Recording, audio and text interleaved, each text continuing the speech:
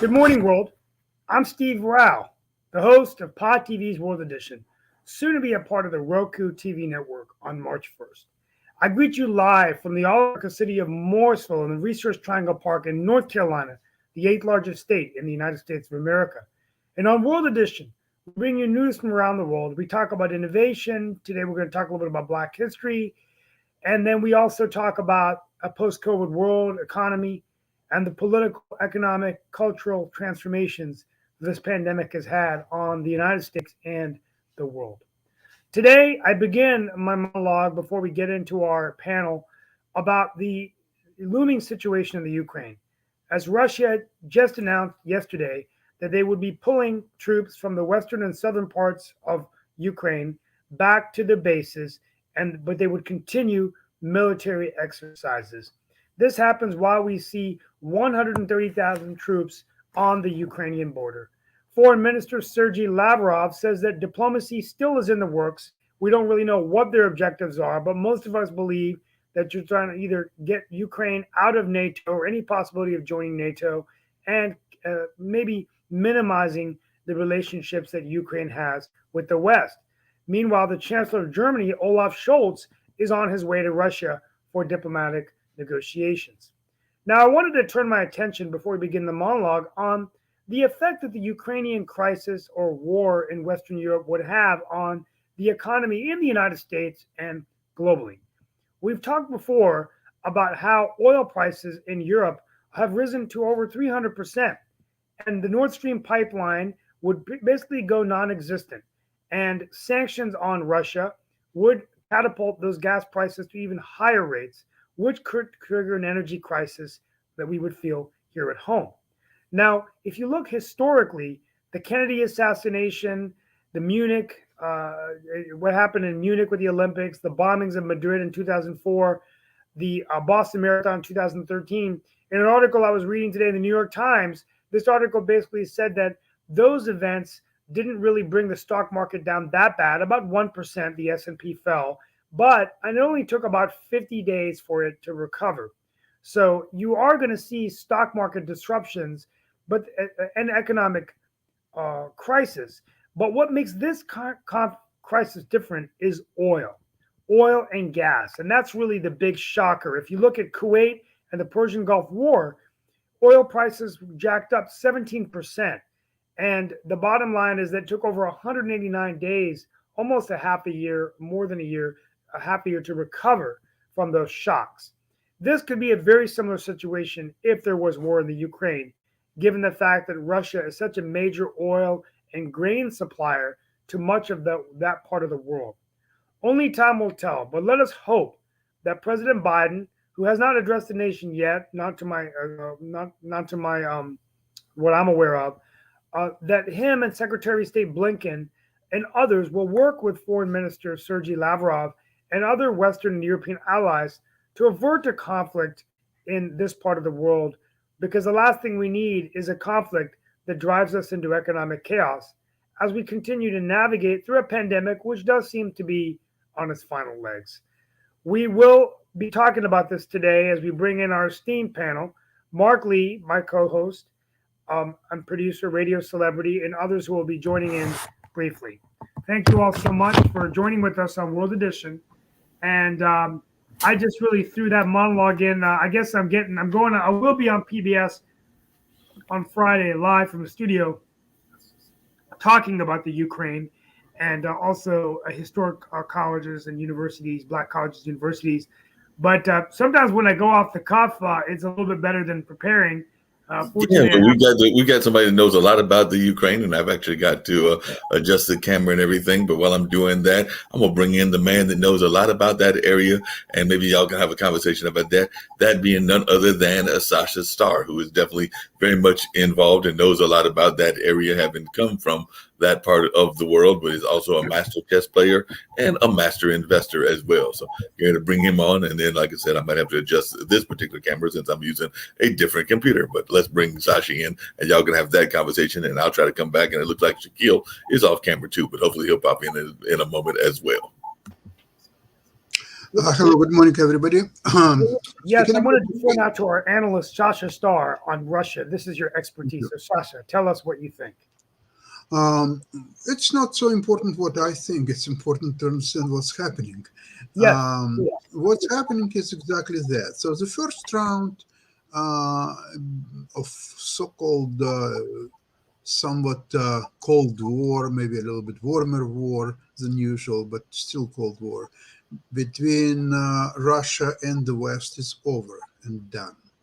So the Russian man made an ultimatum to the US and all the West, asking for certain thing to happen. You know, those things that NATO has to go back to 1997 map, and they have to remove all the armed forces from Baltic states, Poland, and some other countries which are close to Russia.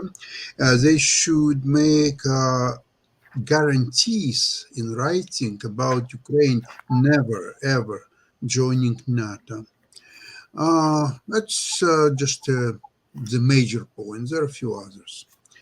Well, one way or another, surely West and US showed Russia the door. Just get out of here.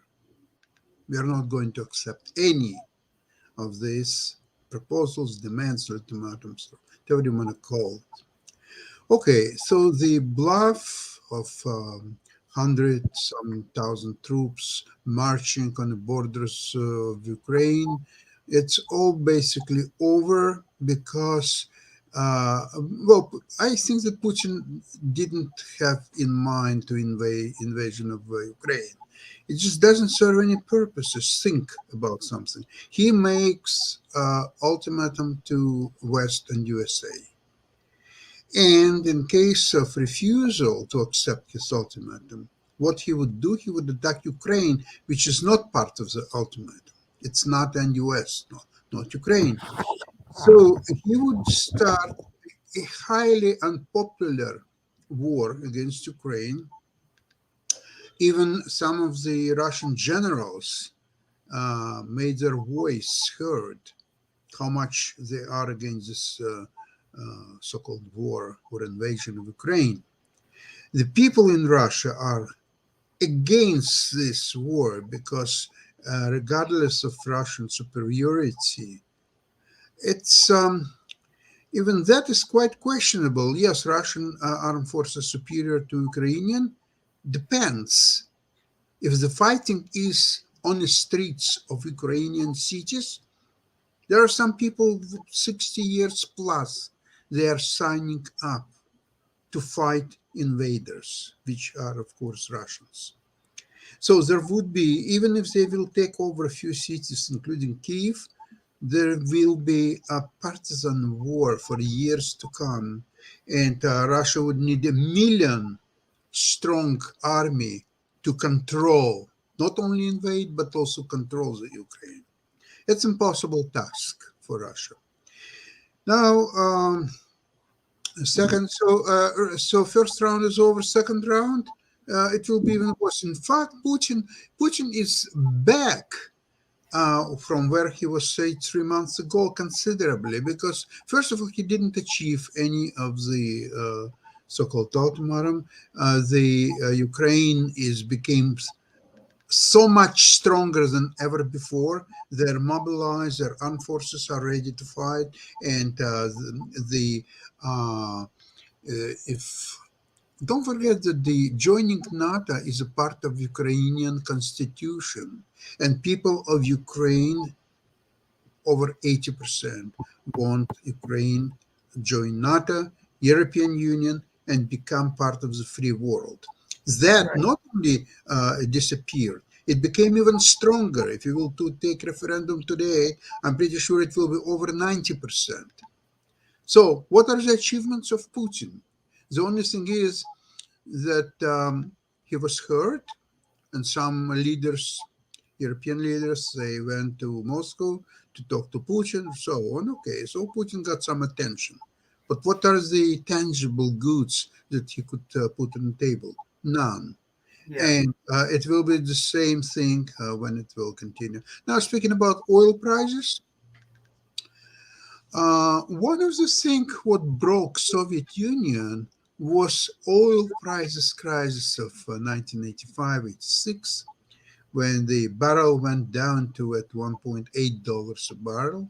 The prices went considerably down, and I'm not there to suggest that Ronald Reagan somehow manipulated stock prices. I never will say that, but for some reason, certain thing happened which generated lower oil prices, much lower oil prices.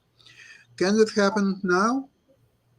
Well, US has to definitely. So first of all, nobody benefits really except oil companies. Nobody really benefits from higher oil prices. It's a big contributor to inflation. So US has to work real hard to lower oil and gas prices. How you can do it? You have to increase domestic production. I remember that during Trump's time, U.S. became independent oil producer, and it could supply all its needs. So, in this situation, oil is approaching $100 a barrel. Yeah. That's the way to do it. Please consider that. Yeah. I was about to mention that it's about $100 a barrel, and the point I was trying to make is that um, these other incidents that happen in the world, whether you look at Kennedy's assassination or the Munich Olympics or the Israeli bombings or even the Boston Marathon bombings, those didn't really affect the market as much, maybe a percent or two, at least in the US. But when you had the Kuwait Persian Gulf War, that's when you really saw the oil prices skyrocket. And there was quite of an aftershock, 180 days to recover. So, I think it's interesting to see. We do have a lot vested economically into this. But do you believe, Sasha, that this is just uh, Putin's way of getting a reaction for the West, trying to get things in concessions, or is he? Do we just? Is it a guessing game? He's pulling the troops back, and then he's just gonna sort of surprise attack. What do you? No, Putin really, all he really trying to achieve, he wants to go into history as a man who could recreate Soviet Union, or at least major parts of it. And Ukraine is the key. Without Ukraine, there is nothing even to talk about. The only thing is, whatever he does with Ukraine, he is getting exactly opposite results. He's distancing Ukraine out from Russian sphere of influence farther and farther. So he's somehow very counterproductive. Now, so where he is now and what he's trying to do, he wants to save his face. He understands that situation is not just as simple as have invasion of Ukraine or so on. Furthermore, I think now is very opportune time for West and US to go all out attack against Putin, namely asking him immediately vacate all the parts of Ukrainian territory, Crimea including, out of there. How about that? There is no legitimate international rule rather than stupid suggestion that Crimean people wanted to become Russia or so on. This has to be done properly. This has to be a referendum, nationally and internationally attended, uh, verified. That nothing of that sort was done. He sent his army like thugs who controlled the Crimea very quickly, and Ukrainians, they wanted to avoid confrontation with Russian forces. They were not prepared at that time, and they yield Crimea to Russia without fight. That's not going to happen today. Then they started.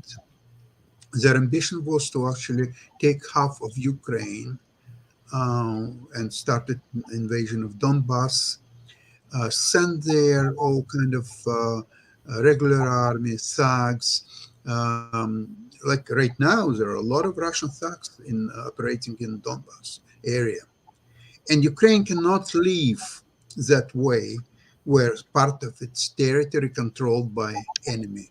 It's just impossible. They have to either forget about this territory altogether and say Donbass is no longer part of Ukraine, out, or they have to retake it. And all international laws are on the side of Ukraine.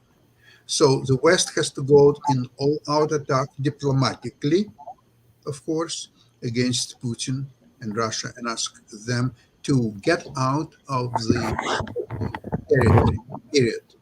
Well, yes. I mean, this is, and so anyway, Attorney General's office I, says it has uncovered I always evidence that feel the like I'm going through fraudulent asset value. a Tom Clancy novel when we analyze these situations, with everything going on. And let's not forget that before we get into some events around the world, and Mark, I would like us to maybe have a Black History leader that we could talk about today.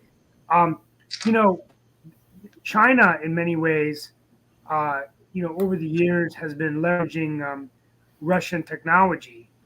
And, Russia has always been known for the strong technology prowess, software development, those kinds of things. Please, I mean, please, all the technology of Russia is obsolete. They're buying all the leading technology from but from a West. skill base, Sasha, Their whole industry will not be able to operate without American companies like Schlumberger and others. So, by the way, China is against Russian invasion of Ukraine. You know why? Because China is buying a lot of technology from Ukraine, believe it or not. All the turbine, many machinery, heavy machinery, Ukraine is supplying China. And China will never allow Putin to invade Ukraine. And that's one of the reasons that he backed down. So, Well, well, Shaquille, before we go to Mark, we just were talking about this recent push of the Ukraine back, calling off military exercises. I mean, they're going to be continuing some, but pulling many of the troops back to their bases. What are your thoughts? Do you think this is another game in the strategic efforts here between Russia and Ukraine, or do you believe, what do you make of it? Well, I'll probably just defer to Sasha's comments, really, because I'm not an expert on that area geopolitically. I don't really know. All I'll say is that if Putin wanted to make the West look weak, I think he's done a good job of it. I don't know whether I don't know how affordable it is for Russia to continue to sort of have these troops there, and they either have to do something or pull back. I think, but I think that there are obviously much deeper geopolitical issues that I just don't understand and probably never will. So I'll defer to Sasha today. Yes. Yeah, absolutely, Sasha. Well, we'll come back to the Russia Ukraine. Mark Lee, do you have any insight? Not so much on the Russia-Ukraine, but I was curious, and I'd love to hear people's thoughts about this. When I was looking up some of the news items, I did see that the accounting firm that is associated with Donald Trump has actually pulled off from their association with him, and there's some speculation as to what that could do for his financial worth and his status and things along those lines. So I was wondering if anybody had heard anything further other than what I have just recently heard, that they were pulling back, and there is some speculation about what that could do in terms of his own reputation and his own future and all of that. So I'd love to hear folks' thoughts. All that's happened is that there is a conflict of interest. That's their official statement. There is a conflict of interest between Donald Trump and another party, and they've made the statement that his financial statements for the last 10 years may not be able to be relied on. I would again say this is just politics. What is your take on it, Sasha? I agree with Shaquille. It is politic, but look, I think Trump is bigger than all these wrongs that he's done and the possible charges against him and some accounting problems here and there, or some big lies that he was purported. with Biden's popularity going down the hill, Trump popularity is rising, believe it or not. With all he's done and he's going to do, his popularity is rising. 80% of Republicans supporting Trump. They want him to run for president. And since Democrats are, I don't know even what to compare them to. Actually, they're real impotents. It seems to me that there is something what they really want.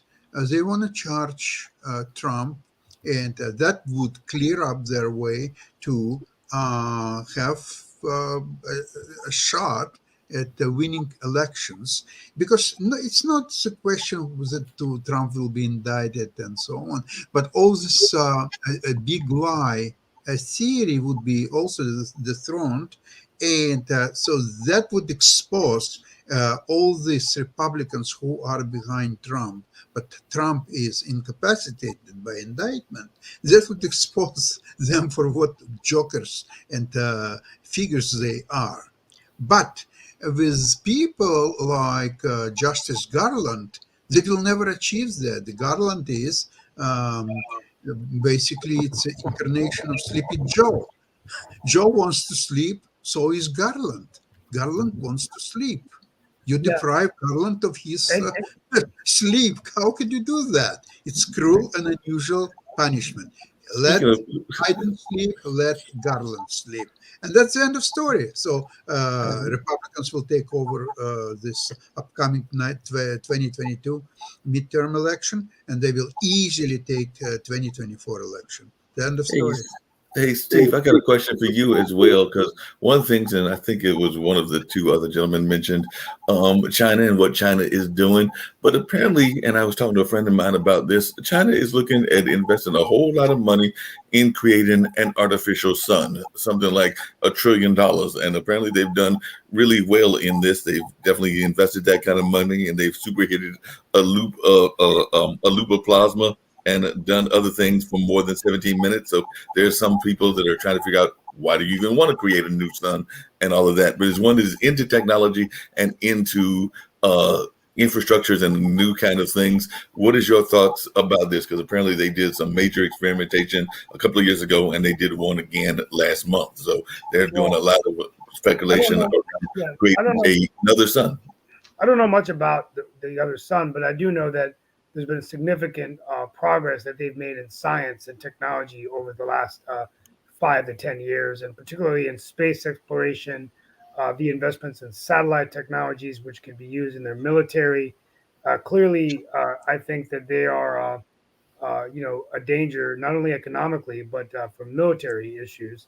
And so, and artificial intelligence, keep in mind that they've made significant inroads to AI and technology. Now it's going to be interesting to see with the Jinping and kind of the Prime Minister of China Xi, whether his crackdowns on for example Jack Ma and holding them off from going to be a public company, Alibaba, everything that happened, how is that going to dictate their future, right? But clearly, I think this is a situation that is something that we need to get used to, and we've always been used to being the leader in research and development and technology.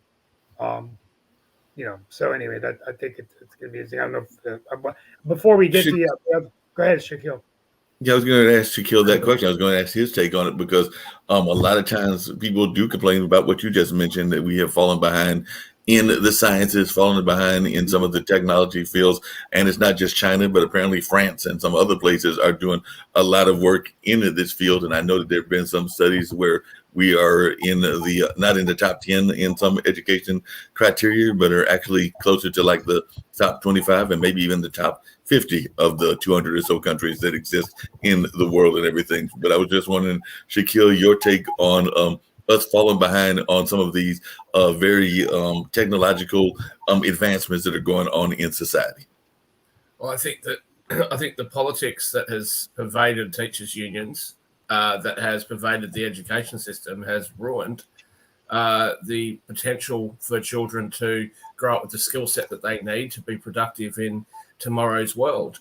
And I do see it getting worse. I think that we need to be focusing more on English or other languages, on the hard sciences, and those students that are falling behind. What we shouldn't be doing is making sure that those kids get the extra assistance that they need. And for those kids that don't enjoy academic life and academic pursuits, we should be funneling those kids towards other things like trades and other things that they can be doing. But at the moment, the focus is on, as you know, I'm always complaining about, the focus is on race, the focus is on gender, the focus is on sexuality, the focus is on all those sorts of things that don't help a kindergarten child, that don't help a year 1 child or a year 2 child or a year 3 child. I think really, for the most part, we can leave out most of the humanities subjects as well. I remember when I was in primary school, I remember we did a school assignment on otters, and wildlife and things like that to learn about the world.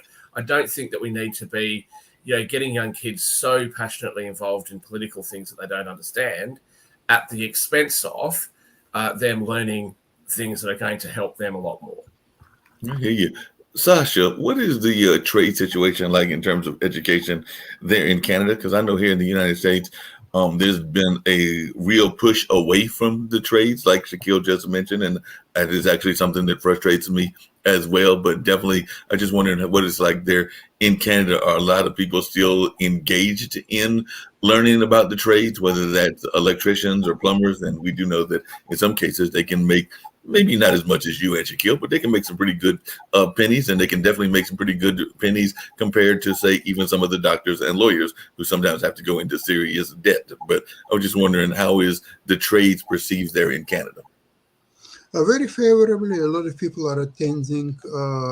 There are several, as they call them, colleges, like there's a George Brown College in Toronto, known, several others, Seneca College, where people can learn very specific skills, trades, which can help them really do very well in life, and without much debts, because these colleges are inexpensive and they're heavily subsidized. So it's no-brainer that many people can benefit from the colleges, and they are sort of in high esteem. And to tell the truth, I see no reason somebody except becoming a doctor or a lawyer or a dentist. I don't see any reason to go to university whatsoever at all. Then you might as well go to trade school. And if you're interested in the liberal arts, history, and so on, learn it on your own. You don't need college for that. Yeah, and I think this goes well into an issue that I've been very involved in, and that's, but I think Shaquille Adam made a good point about just, education and what we're training and workforce training and the skills to prepare our children for jobs, the new economy. And, a couple of years ago, when the CEO of Infosys was here in North Carolina from Bangalore, India, he said that many of the jobs they were training on this 10th Global Innovation Hub here in North Carolina were jobs that did not exist today. Many of them were in AI, robotics, process automation, different types of jobs where you have to use data and analytics. And so I think science and engineering and math, but also hands-on training, apprenticeships, those kinds of things are very important. I think the second thing I would say, and I'd be very curious to get Shaquille Latimer's input on this and Sasha Starr, is we are falling very behind in how many days in the United States our children are spending in school. I remember reading somewhere that our children spend today in the United States about 2 years less in school than kids in India, China, or Korea, North Korea, or Korea. Now, I don't know, Sasha and Shaquille, is there a long summer break that you have in Australia, or do the kids go to school more year round? How does it work in your? Well, for most schools, you have 4 terms that I think run about 10 weeks for each term. Obviously, our summer is during your winter, so they have the first term starting late January, early February, each term has a 2-week break, except for the Christmas holidays, Christmas and New Year's. They end up with a sort of 6 or 7 week break over that period of time, because of course that is our summer. Hence the reason why you guys may have heard me say quite often that I've never actually been to the United States or Canada during the summer, because it's our summer, which is when we get holidays, which is when I go to Canada and the United States, which of course is during your winter. So I haven't actually seen the US. I've traveled extensively, but I haven't traveled through the US during the height of the summer.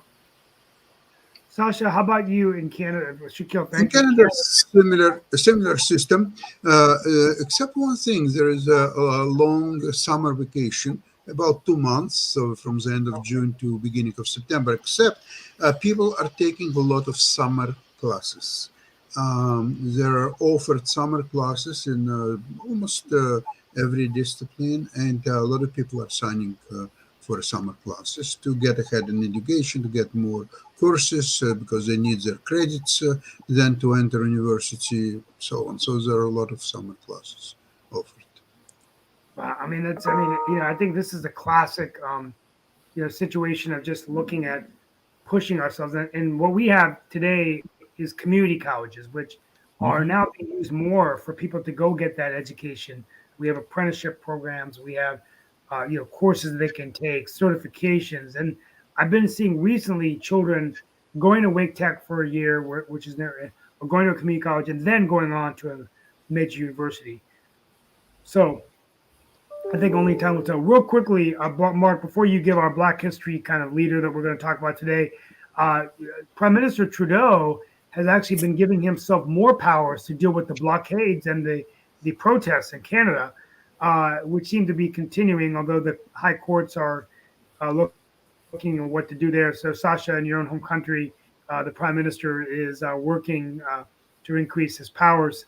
But just we don't know how this trucker blockade is going to continue to go on. Looks like it's minimized a little bit, but I'm not sure if you have any thoughts there. First of all, to analyze more or less what exactly it is this protest, you have to go and look at the key figures, organizers of this protest, see who they are, why they do it. I'm not going to describe these people, their names. It's all available in internet, so anybody who is interested can look there. So the thing is that it's not now protest about the vaccines or mandates or anything. It's much a larger protest, which is well financed, managed, and essentially, since they want to disrupt the country where law and order are extremely important as a part of the everyday life of Canadians. They want to disrupt it and prove that today, with the social media and with all these upheavals around the world, they are capable of doing that. So it's extremely important for various reasons.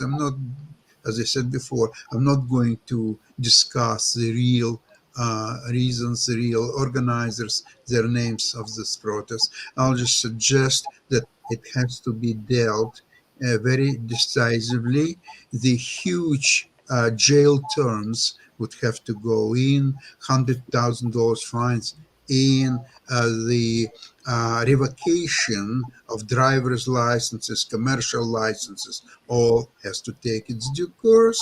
And then we will come back and analyze again whether in a country of law and order as Canada, something like that could happen and go unpunished.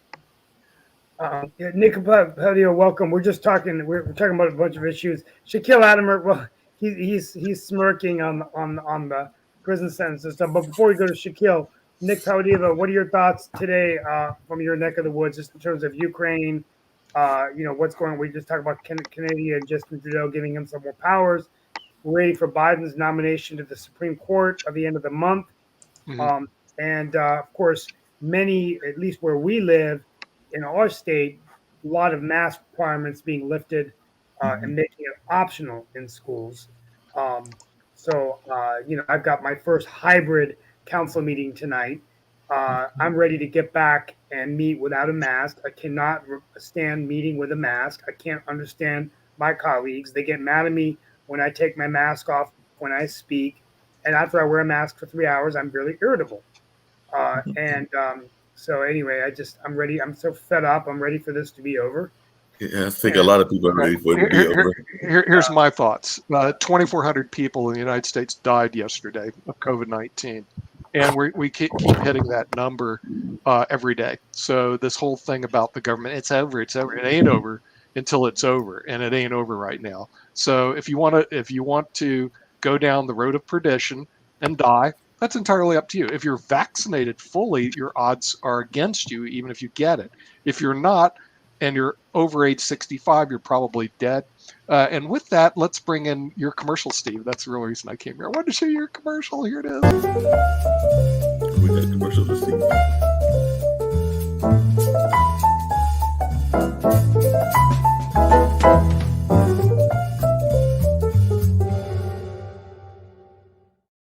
Trouble with all those beautiful women. Hey, baby. Okay. But that was the real reason for my lofty appearance, was to show you that new commercial, because I had it in the can, but it takes a while to optimize. Yeah, you got to get it operated. But I do have a question for you, Nick, on one of your favorite topics, which is lovely social media, and it's actually probably one of Shaquille's favorite places, which is Texas, because apparently they are seeking hundreds of billions of dollars in civil penalties from the Facebook parent company, Meta, over the company's now discontinued use of facial recognition technology. So their state attorney general, Ken Paxton, has accused Meta of secretly harvesting facial geometry information from tens of millions of photographs and videos uploaded to its social media platforms from 2010 to the late 2021. Under Texas law, it is illegal to capture and share a person's biometric identifiers without their explicit consent. So I was wondering what you think about this, because apparently there's going to be a lot of money, because each violation is punishable by a $25,000 penalty, and some 20 million Texans are members of Facebook. Well, good question. I did see the lawsuit, and the thing is based on facial recognition technology. They said that they stole your image, but I believe Facebook has good lawyers, and they probably put it in their document, their terms of service, which no one reads, but they click through, that they have rights and they own your facial technology or whatever you're deemed on. So I'm believing in the Facebook's going to have this case dismissed ultimately. And it's a waste of time. So it's probably politically charged. In other words, somebody in Texas doesn't like Facebook, and that's the reason why. But with that, I also have a Mark Lee commercial, since you just came up. Holiday, ooh, a holiday, I declare. Okay, it's for everybody. What can I say? Are you trying to get us in trouble? I'll tell you. I mean, I'm definitely going to get you in trouble. It's just it's time, like, Steve. the people We try to do, but I will take that young lady if there's available for the date. I'll definitely gladly go there and everything. But Shaquille, what is your thoughts about this whole thing with this lawsuit from Texas and them going after Meta? Well, I agree with Nick. I don't think it'll carry any weight. I think that's just Texas trying to throw its weight around and play good politics for the governor there. It's probably something embedded in their terms of service, and they'll probably make the argument that they're not actually capturing your face; they're capturing points, things like that. So I don't read too much into that. But I do want to come back to Canada, if you don't mind. Yeah, No. I always find it so fascinating that when people that you agree with protest, they are somehow heroes. But when people who you don't agree with protest, the government should use all sorts of power and force and all of that to quell their dissent. I don't think it matters whether you agree or disagree with someone's protest and what they're complaining about. Surely they have the right to express it. The idea that Canada is that the general Canadian people, and actually it's having an effect on the United States, are being negatively impacted by this action by these truckers. We don't say anything when school teachers go on strike. We don't say anything when nurses and doctors go on strike because they want better pay or better conditions. We don't say anything when sanitation workers go on strike or any of the other people in any other industry. When That's because they don't block the bridge, dude. They don't block the bridge. When they go on strike, they cause all sorts of mayhem for society. These truckers have gone in. Yes, they've blocked the bridge. What are they going to do? They're truckers. And the idea that for the first time since its inception, other than in Quebec briefly, that spineless jelly of a man is going to, I'm talking about Prime Minister Trudeau, is going to invoke the Emergency Powers Act. This is something that's supposed to be used during wartime. He's effectively declaring martial law. He's going to seize or freeze people's bank accounts, seize their insurance, etc. Now, let's just go back a little bit. They didn't just go there and start blocking roads and bridges. They first went to the government and sought an audience, and they were ignored. When they first arrived in Ottawa, they were ignored. And what did the great hero of the left, Justin Trudeau, do? He left. He just went and hid somewhere and left and didn't even acknowledge them and didn't respond to them. These are people that have become very frustrated. Now, I personally don't actually agree with what they're doing. I don't think that's the right way to get what they want. But to have this kind of heavy-handed tactics used against them, I think is deplorable. And for what possible reason does the federal government need to come in and do something that the state or the province that they're in already has powers to do? To go to this extreme, I think is appalling, and I think it is a terrible moment in history for the West to see that people who disagree with government for whatever reason, whether it be right or wrong, whether you agree or you don't agree, that people who disagree with a decision made or by decisions made by a Western government would have a Western government use these kinds of tactics against them. This would be appalling if it happened in the United States. It would be appalling if it happened in Australia. It'd be appalling if it happened anywhere in Western Europe.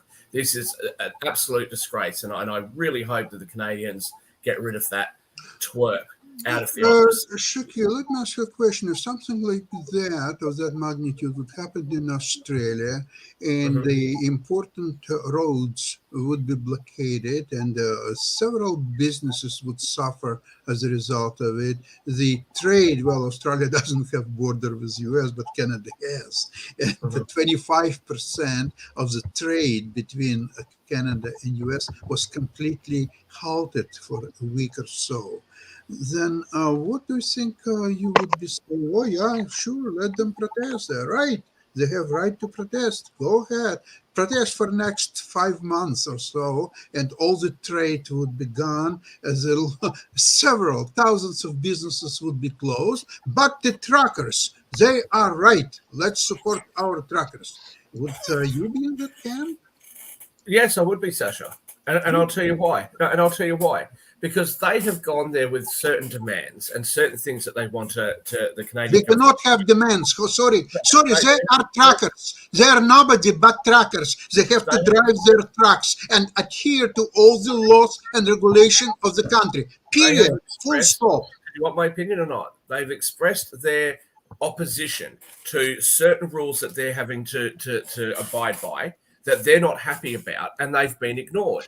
Now, it is absolutely their right to take the action that they're taking, and to have the federal government use these kinds of powers against a civilian group in a non-wartime environment is deplorable. That's not what these powers are supposed to be used for. So you want to focus on whether or not they should be doing it and what they're doing, and are they right or wrong? The reality is, the question is, from a legal perspective, should they have the right to do it? I think that in a free society, they should have.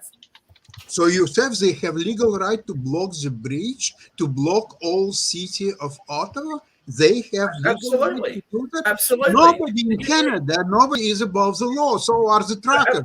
Absolutely. They have the right to show civil disobedience if they want to. I mean, the civil rights movement gets the thing that I assume that all of you guys are going to tell me so much about, how I'm the sort of racist white guy on the panel. Okay, the civil rights movement came about because people demanded change, because people opposed government power because people they stood their ground and they Shakil, said, Shakil, hold on. Let's stop right here. Shakil, here we have democratically elected and prime for the minister first and time in modern government. history, Last we've seen the government come Shakil, in and use these look, sorts of the last election in Canada was in September of 2021, just 4 or 5 months ago, right? So we have a real government, real prime minister, not like in the US, who is Joe Biden, stole election, nobody knows really what's happening or so on. In Canada, we have uncontested government since September of last year. It's only 5 months young or old, you will not Sasha, see. even if And they won, have certain laws. Some of their laws may not be 100% correct, but anyways, they've been elected to govern the country. If they Sasha, cannot govern the country, they have to immediately you govern the just country. resign.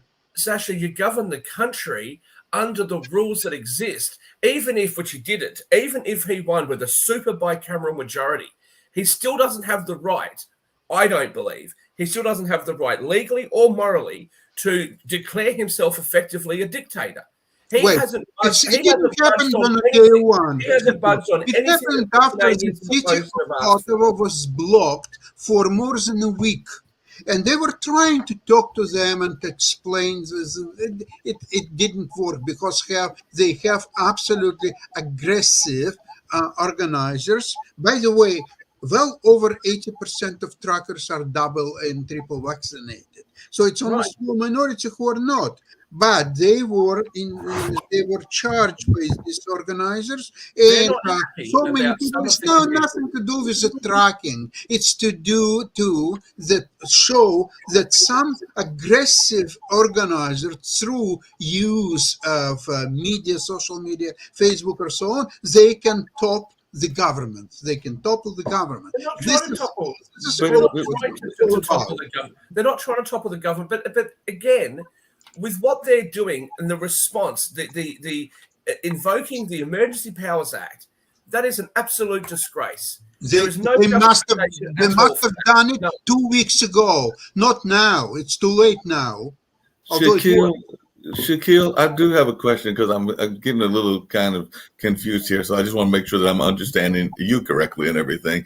Because I want to say, and maybe I was mistaken, and if I was, I will acknowledge that. But we had conversations about in the past the Fight for 15, which is people that are trying to get money for $15 raises and things of that nature for our fast food workers. And we also had the Moral Monday movement, which was going on at some point or another. And I thought that, if I heard you correctly, that you had maybe some issues with some of those tactics. But if I'm wrong, I will acknowledge that I'm wrong if you were not having some critique of some of those people, which are also doing similar tactics to what you were saying you support of the truckers. So, no, I have absolutely no problems with that at all. I don't agree with the $15 minimum wage. I think the minimum wage should be zero, but that's my opinion. Okay. Other people might believe it should be 15, it should be 20, whatever. Okay. By the time you get $15 minimum wages, inflation will have eroded that anyway. It'll be a race to 20, I would say. But my belief is one thing. If people feel strongly enough about it and they would like to protest, that's absolutely their right. And in the United States, it's a right enshrined in the Constitution that they should absolutely be able to do that. What I don't agree with is looting. What I don't agree with is violence against, the everyday citizen, which is really my only opposition to Black Lives Matter. What Black Lives Matter stands for, what they say they stand for, I agree with in part, and I don't agree with other parts. But what I do not agree with is looting shops, scaring everyday people and just acting like a bunch of thugs. I don't think that makes anybody on that side look good. I think it makes people of color like me look worse. I think it's damaging. That's what I've said in the past. So protest, absolutely. Go ahead and protest. You have the right to do that. But, and I would never support the government coming in and using, they're not calling the military in at this stage in Canada, but effectively under the Emergency Powers Act, they could. And to call in the military and even calling RCMP officers in from other provinces in to use the kind of force they're using, I think is appalling. You're freezing their bank accounts. That under these powers, a person who has nothing to do with this can be ordered to go into that area and help them. They're threatening arrest to people that are bringing food to them and things like that, blankets to them and all that sort of stuff while it's freezing cold outside. This is ridiculous. This is not the way that any government person anywhere in the world at all, but especially in the Western world, in alleged democracies, this is not the way that they should treat their citizens, no matter what that citizen has to say, and no matter what their criticism of the government is. I would agree with you on that. The only thing I would add to that is, though, as I recall it, and like I said, I will go back and double check my facts and everything, but when they had the protest in D.C., there was some of the Black Lives Matter. When they had some in the West Coast, which was around Seattle and Portland, and definitely some in Georgia, around so even some of the voting rights stuff and things of that nature, there were some things that were done similar, whether that was restricting water or restricting food, or whether that was actually bringing in military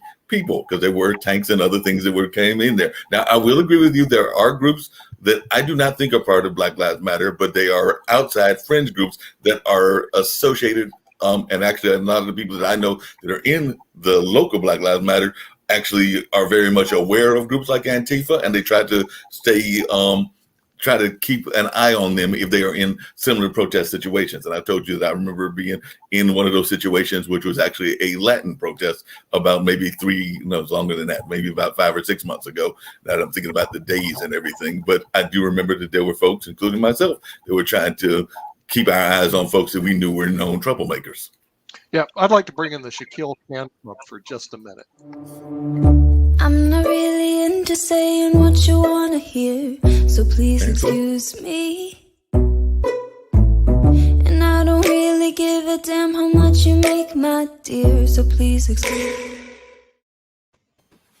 Anyway, that's his fan club. Had to make its appearance. Well, I think let's just go back to the main thing that the Canadian truckers are protesting about is something that is not a new protest. It's about vaccine mandates. Mm-hmm. That's what it's about. At the end of the day, these people haven't been able to do it on their social media because they get shut down. They can't talk about it on and put it on YouTube because they get shut down. How do they express it? So what do? They have a massive big protest about it, and they say, we're going to park our trucks here and we're going to stop until you give us our freedoms back. Now, as I said before, it doesn't matter whether I agree or disagree with what somebody's protesting. And I often don't agree with a lot of the things that protesters are advocating for. But do they have the right to advocate? Yes, they do. And if you don't believe so, then you should go and live in a country where you don't get those sorts of rights. Maybe Russia's a good idea, or Afghanistan right now, or Syria, or some of those sorts of countries where you don't have those. Yeah, you have the right. You have the right to protest. You don't have the right to block the bridge. So I would do it real simple. Get the tow trucks, go take the hang on. So has there ever been a left-wing protest? Has there ever been a left-wing protest where that's happened? How many times have union thugs gone into workplaces in the United States and killed people and shot places up and used all those sorts of things? And did the Democrats have anything to say about that? Oh no.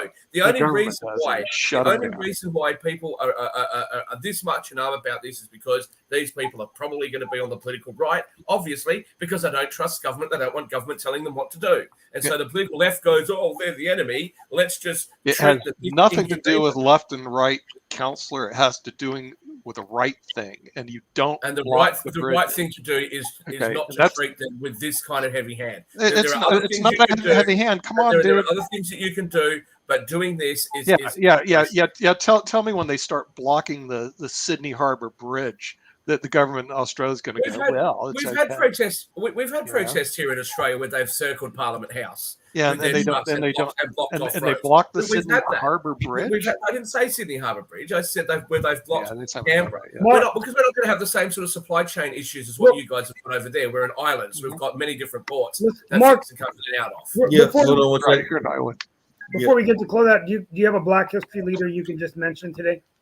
I do, and our Black History leader today will be Samuel L. Gravely Jr., who was the first African-American in the U.S. Navy to serve aboard a fighting ship as an officer, the first to command a Navy ship, the first fleet commander, and the first to become a flag officer, retiring as a vice admiral. So that will be our one today. I'll grab one from the military kind of history, since we're talking about some stuff that might have some military overtones as well. So our one today, and of course, I do have relatives who are in the military, so always glad to support our military folks as well. So Samuel L. Gravely Jr. is our one today. I just want to come back to say, because you guys have if you want to focus on what the truckers are talking about, let's just go back a couple of steps. Saskatchewan, Alberta, a number of other provinces in Canada have lifted their mandates. Justin Trudeau has left the mandate there federally, saying that anyone crossing the US border, US-Canadian border, must be vaccinated. This is what's caused the argument, and he has publicly said to reporters that he will not negotiate at all. And so the protesters have started protesting. The truckers have gotten up in arms about it. Now, because it's invoked the Emergency Powers Act, so now he can lock people up, and they don't even get a trial. He can just lock them up with no trial, with no due process, nothing. Outside of war, that is completely inappropriate. I don't care whether you agree or don't agree with them. Using those sorts of powers in a peacetime situation in any Western country is appalling. The United Nations should say something about it. I'm pretty sure they will all get good lawyers. For That's them, right. Scrap together. It is a major violation of human rights. It really is. Our countries have fought so hard over the centuries. We have fought so hard for these kinds of rights, and for our countries, and a Five Eyes country, to do this to its own citizens is appalling. It really is. I can't believe anybody here thinks that's okay. They will hire top guns. Yeah. Follow your writ of habeas corpus. And they will do well. They can't, Nick, because just like you can always file it. Well, doesn't necessarily mean it's going to be granted. Just like your great Abraham Lincoln suspended it. Remember, emergency powers. He's got emergency powers, a state of emergency. Emergency powers like a world war just broken out. Right. We're going to close out. Remember that we've discussed that half of the population of America cannot scrap together $1,000, but these truckers, it's an elite of society, and for them put together $25,000 deposit for a retainer, it's not a big deal. So they will have a good representation. They will do well. Their sentences will be reduced, if any. So they should be okay. The only thing is that driver's licenses, commercial licenses may be suspended for some time. So but then you get it back. Well, folks, we're heading out to close out. I'm going to just close out with a monologue today real quickly. First of all, one thing we didn't talk about, but very interesting, as we talk about vaccine mandates, the Grand Slams are waiting to decide whether Novak Djokovic will be required to take a vaccine. And the number one player in the world, he says that he will refuse, which means he most likely will not be able to play the Grand Slams for the remainder of the year. Good news for Rafa Nadal, who is now the all-time winner with 21 majors, but only time will tell whether Novak Djokovic will be suspending his career for now. Some rumors even about a looming retirement, that the number one player of the world would step down and quit the game of tennis. Hopefully for us tennis fans out there, that is not the case. Now, finally, with the Olympics. We are at 21 Olympic gold medals for Norway as of yesterday, 15 for Germany, 16 for the United States, 12 for the Netherlands, and 15 for, I think, Austria.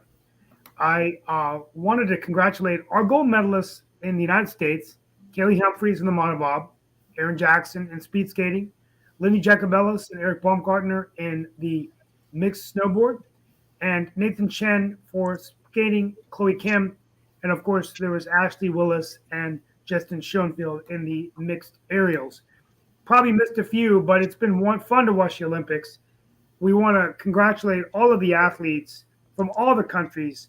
I have seen some Australian athletes compete, Canadian, obviously, great Canadian athletes, and we're going to be seeing a few more days left, and the United States has advanced the men's hockey to the quarterfinals, and of course, the U.S. women's hockey, I think, has advanced to the gold medal round against Finland. Thank you all for being with us. We'll be back tomorrow and then on Friday, live from PBS Carolina. From our family to yours, be safe wherever you are. Thank you.